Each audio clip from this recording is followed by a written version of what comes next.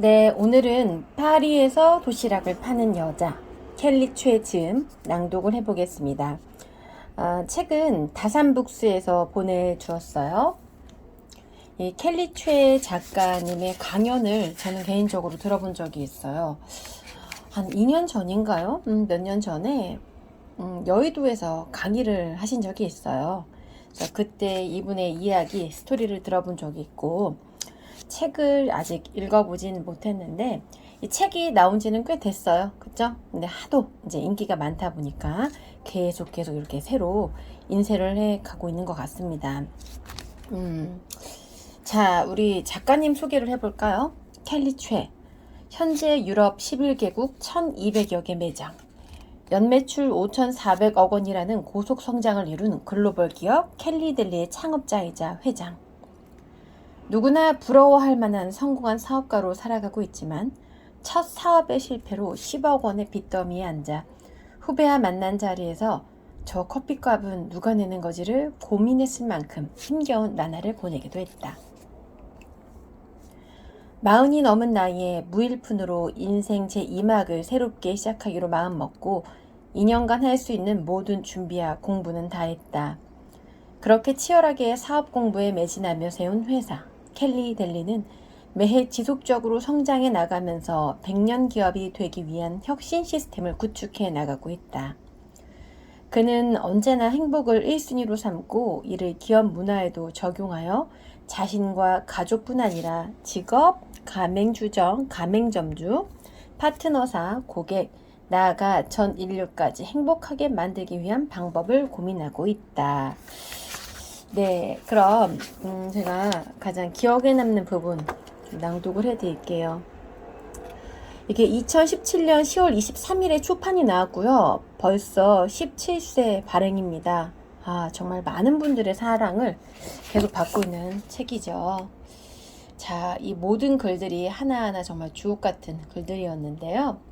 목차 소개부터 좀 해드리고 낭독할게요. 파트 1. 실패하지 않는 것이 가장 큰 실패다. 파트 2. 최정상으로 가는 7가지 부의 시크릿. 파트 3. 어떻게 사업을 하면서 행복할 수 있을까? 파트 4. 인생에서 성공보다 더 중요한 것. 이렇게 4가지로 나누어져 있습니다. 저는 파트 3를 좀 한번 낭독해 볼게요. 저도 학원을 운영을 하고 있지만 어떻게 사업을 하면서 행복할 수 있을까? 이런 지속 가능한 성공과 행복을 꿈꾸는 이런 부분에 대해 낭독해 보겠습니다. 페이지는 199입니다.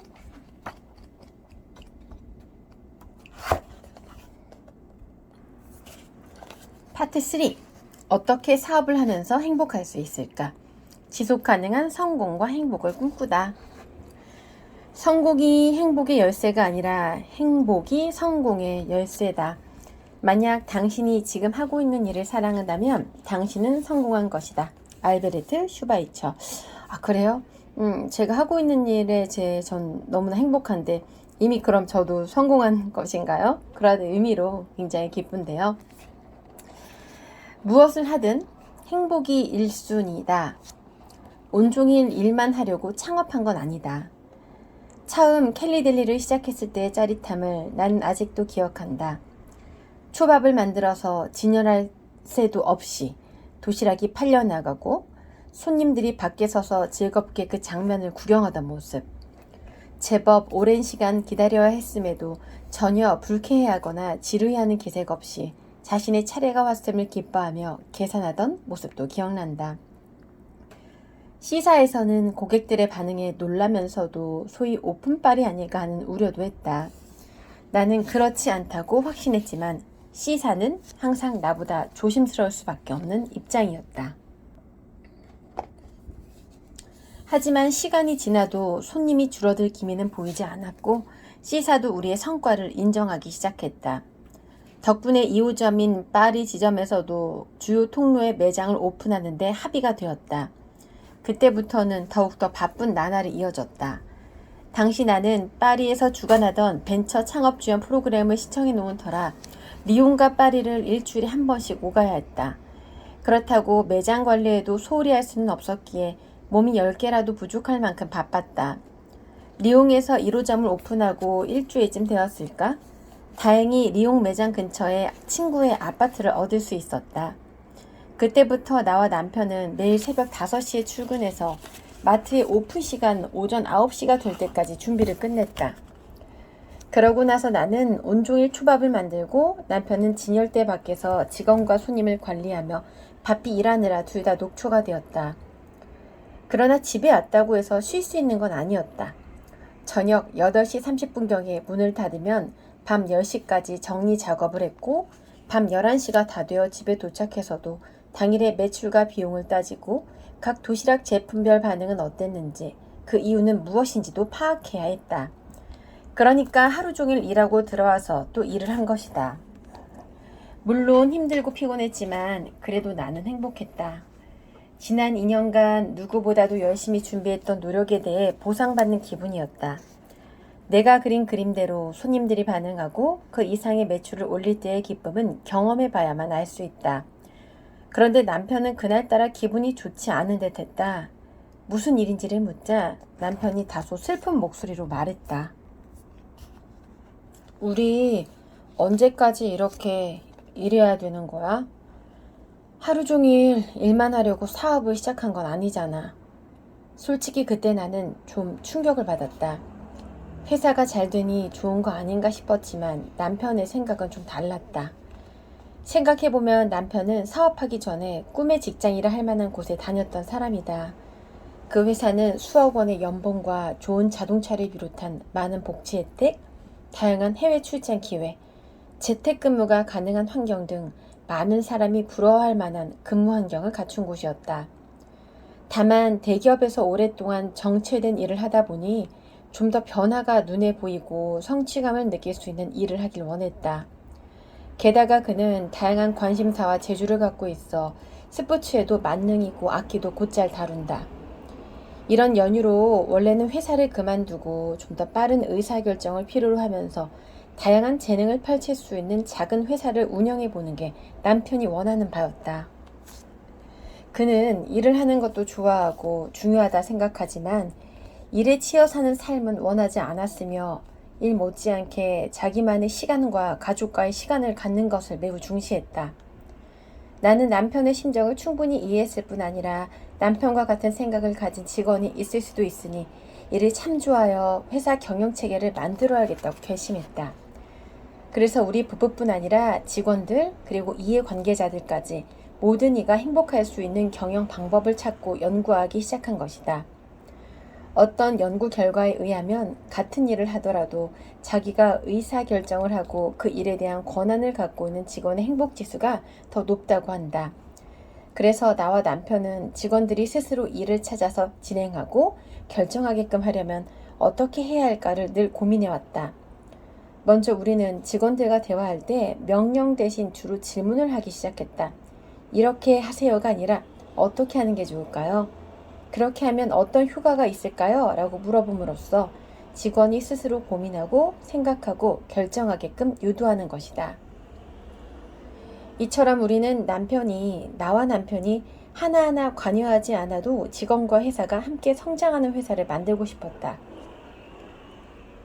그래서 시스템으로 운영되는 회사, 나아가 모든 직원이 자신의 하루에 관해서는 자기가 결정할 수 있는 의사결정 시스템을 만들기로 했고 현재 켈리델리는 이미 이를 절반 이상 이뤄냈다. 그렇기에 창업한 지 6년밖에 되지 않은 시점에 해마다 수십 %씩 성장하는 회사의 두 회장이 1년간 안식년을 갖고 세계 여행을 떠날 수 있었던 것이다. 물론 회장들이 자리를 비웠으니 직원들은 큰 부담을 느꼈을지도 모른다.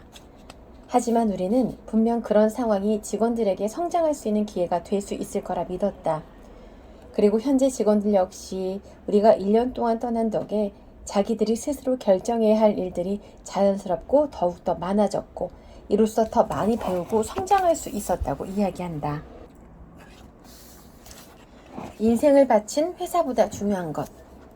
나에게는 가족과 함께하는 모든 시간이 소중하다. 특히 아이는 금방 자란다. 이 시기가 지나버리면 다시는 되돌릴 수 없는 것들이 분명히 있다. 냉정하게 말해 아이가 더 크면 부모를 필요로 하지 않는다. 지금처럼 나의 손길이 필요할 때 옆에 있어주지 못한다면 장담컨대 몇 년 후 뼈저리게 후회할 것이다. 가족의 얼굴 볼 시간도 없는 사업가가 될 거라면 세계 1위 기업이고 100년 기업이고 내게는 동전 한 입의 가치도 없다. 가족과 함께하는 순간순간이 내게는 축복이고 선물이며 삶의 진정한 가치이기 때문이다. 나와 남편이 1년간의 요트 세계 여행 계획을 이야기했을 때 이를 말린 사람도 꽤 있었다. 인생을 바쳐서 만든 회사가 잘 되고 있는데 그렇게 1년간 자리를 비워도 정말 괜찮겠어? 그렇게 해서 망하면 어떻게 할 거야? 사실 1년간의 요트 세계 여행은 남편의 꿈으로 처음에는 나도 잘 이해하지 못했다. 섣불리 결정하지 못했던 가장 큰 이유는 딸이었다. 당시 딸은 5살로 프랑스에서는 4살부터 학교를 다니는데 학교를 다녀서 공부해야 할 시간에 해외로 여행을 다닌다는 게 걱정되었기 때문이다. 그런데 결국 여행을 가기로 결정한 가장 큰 이유 또한 딸이었다. 이때가 아니면 성장하는 모습을 가까이서 보기도 어렵고 모험심을 길러줄 수 있는 좋은 기회라 생각했기 때문이다. 아이가 학교에서 받아야 하는 교육은 홈스쿨링으로 대신함으로써 딸이 학습에서도 뒤처지지 않도록 조치를 취했다. 어떤 사람은 우리가 떠나기 전에 이런 말을 해주기도 했다. 신중하게 생각해. 회사는 기다려주지 않아. 한번 기회를 놓치면 끝이야. 물론 맞는 말이다. 특히나 회사가 고속 성장하고 있을 때라 더욱 신중해야 했다. 하지만 기다려주지 않는 건 회사만이 아니다. 아이도 기다려주지 않는다. 회사의 일은 내 일이다. 그게 가족의 일이 되어서는 안 된다. 요트로 세계여행을 하는 것은 남편의 오랜 꿈이었다. 내 꿈이 소중한 만큼 남편의 꿈도 소중히 여겨야 할 뿐 아니라 나의 일 때문에 남편의 꿈을 더 이상 미루게 하고 싶지는 않았다. 물론 꼭 세계여행을 함께하는 것만이 딸과 가족을 위하는 방법은 아니었을 것이다. 다만 그것은 일생에 손꼽을 정도로 특별한 경험이었다. 나는 일상에서도 딸에게 더 많은 것을 해주고 가족과의 추억을 더 많이 선물해주고 싶었다. 아이들은 자라면서 점점 더 가족보다 친구를 더 찾게 되어 있다. 하지만 나는 딸아이가 자신의 친한 친구보다 더 많은 것을 공유하고 털어놓을 수 있는 엄마가 되어주고 싶다. 나를 위해 나와 남편은 여전히 아이에게 많은 정성을 쏟고 있다. 물론 우리가 원해서 하는 일이기에 그 모든 순간이 행복하다. 나는 아이가 1살 반쯤 됐을 무렵부터 매일 동화책을 읽어주고 있다.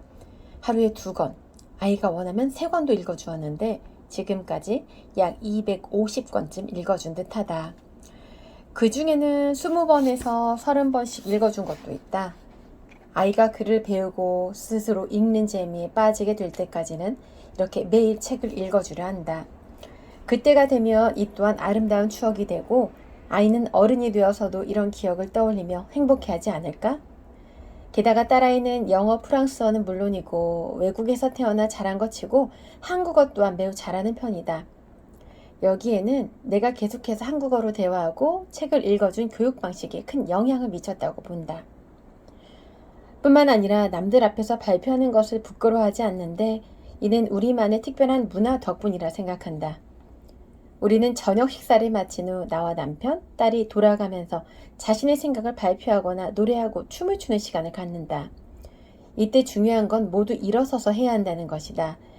이렇게 자신의 생각과 감정을 일어서서 표현하는 것이 특별한 일이 아니라 가족의 일상이기에 딸의 발표력이 크게 향상되었다고 생각한다. 그리고 나는 아이가 학교를 마치고 돌아왔을 때 맞아주는 것을 중요하게 여긴다. 이때 나와 딸아이가 빼놓지 않고 하는 일종의 의식 같은 인사법이 있다. 아이가 차에서 내리면 나를 보고 달려온다. 나는 2팔을 활짝 벌리고 아이를 기다리다가 내게 다가오면 아이를 꼭 안아들어 빙글 한 바퀴를 돌려준다. 아이는 까르르 웃으며 즐거워하고 나 역시 그런 아이의 웃음소리를 들으며 행복에 빠져든다. 알다시피 예민한 화초처럼 목이 마를 때면 바로 물을 줘야만 하는 존재가 바로 아이들이다. 아이에게 기다림의 시간은 더욱 길고 가혹하다. 그래서 아이에게는 엄마 아빠를 처음 만난 1초가 상당히 중요하다. 이때 아이와 눈을 마주치지 않거나 인사를 하지 않으면 아이는 관심을 기다리게 된다. 아이들에게 1초는 1분과도 같은 시간이고 1분을 기다려야 한다면 그것은 1시간과도 같다. 하루를 기다려야 한다면 1년과 똑같을 것이고 1년을 기다려야 한다면 아마도 그건 영원히 기다리라는 말처럼 들릴 것이다. 엄마 일하느라 바빠. 이따가 놀아줄게. 지금은 안 돼. 내일 놀자. 이런 한마디가 아이에게는 타는 목마름이 된다. 이렇게 엄마와 함께한 기억이 적고 기다리는 시간이 많은 아이일수록 더더욱 엄마에게 집착하는 모습을 보인다. 그런 집착을 엄마에 대한 사랑이라고, 내 아이는 엄마를 정말 사랑한다고 착각했다가는 아이의 삶이나 엄마의 삶 모두 엉망으로 꼬일 수 있다. 진정으로 아이를 위한다면 아이와 함께할 시간을 조금이라도 늘리고 가치 있는 순간만큼은 오로지 아이에게 집중해야 한다. 그래서 아이가 돌아오자마자 30분에서 1시간 정도는 함께 놀아준다. 이때 무엇을 하고 놀지는 전적으로 아이가 정한다. 때로는 춤을 추고 싶다고도 하고 때로는 노래를 부르고 싶다고도 한다. 그럼 나는 곧바로 음악을 틀고 아이가 춤추고 노래하고 그림 그리는 모습을 한순간도 빠짐없이 지켜봐준다. 모든 아이는 엄마가 자신을 봐주고 관심을 가져주길 바란다. 그것만으로도 아이는 기뻐하고 안도한다. 이렇게 엄마가 지켜봐주는 것도 중요하지만 함께 놀고 같이 하는 것 또한 중요하다. 딸도 자기 혼자 춤을 추는 것보다 엄마와 같이 춤을 추는 걸 선호한다. 딸이 가장 좋아하는 놀이 중 하나가 나 잡아봐라인데 이 또한 엄마와 함께 뛸 수 있기 때문이라고 했다. 아침에 아이를 깨우는 그 순간도 내게는 소중하다. 나는 매일 아이의 귓가에 노래를 불러준다. 아이가 서서히 눈을 뜨고 잠이 좀 깨면 몇 분간 그 자리에서 대화를 나눈다. 그러다 보면 아이는 기분이 좋아져 콧노래를 부르며 일어난다. 그럼 나는 할 일을 다 한 것이다. 아이와 함께하는 시간을 소중히 여기는 건 나뿐만이 아니다. 아이를 돌봐주는 사람이 있음에도 남편은 일주일에 3번은 꼭 아이를 직접 학교에 데려다주고 데려온다. 왕복 40분 남짓에 불과한 시간이지만 이 순간만큼은 누구에게도 방해를 받지 않는 아빠, 딸만의 시간이 되는 것이다. 우리는 가능하면 나와 남편 중 한 명은 무조건 아이와 함께 할 수 있도록 일정을 조정한다. 예전에는 출장을 꼭 함께 다녔다. 하지만 이제는 꼭 함께 가야 할 이유가 있지 않으면 둘 중 한 사람만 간다. 사업 특성상 출장은 대부분 해외로 가는데 둘 다 출장을 가버리면 아이는 부모 없이 며칠을 지내야 하기 때문이다. 그리고 나는 출장을 가더라도 아이에게 계속해서 소식을 전하고 또 소식을 받는다. 10초에서 30초쯤 되는 짧은 영상을 수시로 보내는 것이다. 이로써 아이는 계속해서 아빠와 엄마의 영상을 보며 함께 있는 느낌을 받을 수 있다. 당신은 사업가고 당신 회사를 가지고 있으니까 그렇게 맘대로 시간도 조정할 수 있는 거겠지. 이렇게 따지고 싶은 사람도 있을 것이다. 일부는 맞는 말이다. 특히 야근이 많기로 유명한 한국에서 보통의 직장인이 아이의 학교 시간에 맞춰 기다리다가 1시간씩 놀아주기란 힘들 수밖에 없다. 나는 사업가이기 때문에, 내가 회사의 소유주이기 때문에 그렇게 할 수 있는 것이다.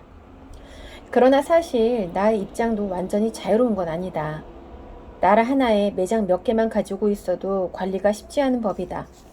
하물며 11개국 1200여 개 넘는 매장을 가진 글로벌 기업의 회장이라면 바쁘지 않을 수가 없다.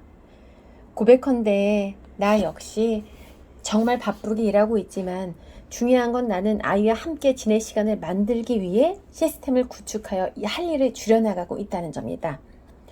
물론 이 역시 내가 일반 직장인이었다면 불가능했겠지만 핵심은 아이와 함께하는 시간을 소중히 여기고 조금이라도 함께할 시간을 만들기 위해 노력하겠다는 마음가짐이라 생각한다. 아이가 놀아달라고 할 때 잠깐이라도 자신의 일을 미루고 오로지 아이와 노는 데 집중하는 게 정말 불가능할까? 아이가 10시간을 놀아달라는 것도 아니고 길어야 1시간 남짓이다. 누구에게나 주어진 시간은 똑같다. 하루 24시간을 어떻게 쓸지는 온전히 자기가 결정해야 한다. 따라서 일하느라 아이를 위해 쓸 시간이 없다는 건 정확히 말하면 정말 시간이 없는 게 아니라 우선순위에서 아이가 일보다 밀린 것이다. 따라서 아이와의 시간이 절대적으로 부족하다면 시간을 탓하기보다 인생의 우선순위에 대해서 다시 한번 점검해 볼 필요가 있다. 사실 SNS를 하는 시간만 줄여도 시간은 생겨난다. 혹은 잠을 조금 줄이거나 텔레비전을 보는 시간을 줄일 수도 있다. 일단 자신이 할 수 있는 선에서 최대한 아이와 함께하기 위해 노력하는 게 중요하다. 특히 직장을 다니는 엄마들이 아이와 시간을 많이 보내지 못해 미안함과 죄책감을 안고 사는 경우가 많은데 전혀 그럴 필요가 없다. 아이와 함께하는 시간의 양보다 질이 훨씬 더 중요하기 때문이다. 아이와 하루 종일 같이 있으면서도 옆에서 스마트폰을 보면서 SNS를 하거나 텔레비전을 보면 아이는 소외감을 느끼게 된다. 반대로 아이와 단 30분을 놀더라도 그 시간만큼은 온전히 아이에게만 집중한다면 짧은 시간이더라도 엄마의 진심은 충분히 전달된다. 아이 또한 그것을 충분히 느낄 수 있기 때문에 많은 시간을 한 공간에서 함께하는 것 자체가 중요한 건 아니다. 네, 오늘은 파리에서 도시락을 파는 여자 중 제가 기억에 남는 부분을 낭독해 보았습니다. 아직 저는 미혼이에요. 결혼을 아직 안 했는데요.